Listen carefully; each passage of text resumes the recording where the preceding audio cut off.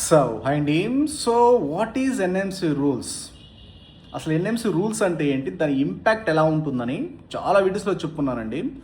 రీసెంట్గా ఒకసారికి number of updates వచ్చినాయి. కంపల్సరీ ప్రతి కంట్రీ, మీరు ఏ కంట్రీ వెళ్ళినా, ఏ యూనివర్సిటీ వెళ్ళినా 100% ఒకసారికి ఎన్ఎంసి రూల్స్ 100% ఫాలో అవ్వాలి. ఓకేనండి. ఆ ఎన్ఎంసి రూల్స్ మ్యాండేట్గా ఫాలో అవుతుంటే అఫీషియల్ డాక్యుమెంట్ ఖచ్చితంగా కలెక్ట్ చేసుకోవాలి. Especially under developed countries like Uzbekistan అవ్వచ్చు, కిర్గిస్తాన్ అవ్వచ్చు, జార్జ్ అవ్వచ్చు, వియత్నాం అవ్వచ్చు. ఎందుకంటే అండర్ డెవలప్డ్ కంట్రీస్ అసలు ఎలాంటి రూల్స్ రెగ్యులేషన్స్, ఎలాంటి ఇన్ఫర్మేషన్ అసలు ఏమి ఫాలో అవ్వరు. ఇంకా ఎస్పెషల్ అసలు ప్రైవేట్ మెడికల్ కాలేజ్, అబ్రాడ్లో ప్రైవేట్ మెడికల్ కాలేజెస్లో అసలు జాయిన్ అవ్వద్దు. ఎందుకంటే అఫీషియల్గా మన ఇండియన్ గవర్నమెంటే చెప్పారు, ఎన్ఎంసీ వాళ్ళు చెప్పారు ఖచ్చితంగా ఎన్ఎంసీ అప్రూవల్, ఖచ్చితంగా ఎన్ఎంసీ వెరిఫికేషన్ డాక్యుమెంట్ అవ్వచ్చు, లేదంటే అఫీషియల్గా అసలు ఆ కంట్రీ వ్యాలిడే కాదని ఎన్ఎంసీ రూల్స్ ఫాలో అవుతుంది లేదని అఫీషియల్ కన్ఫర్మేషన్ మ్యాండేట్గా కలెక్ట్ చేసుకోవాలి.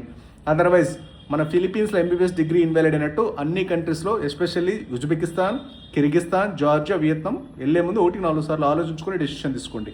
ఈ ఎన్ఎంసీ రూల్స్ అఫీషియల్ ఫాలో అవుతుందో కన్ఫర్మేషన్ తీసుకున్న తర్వాత ఆ యూనివర్సిటీలో అడ్మిషన్ ప్లాన్ చేయండి.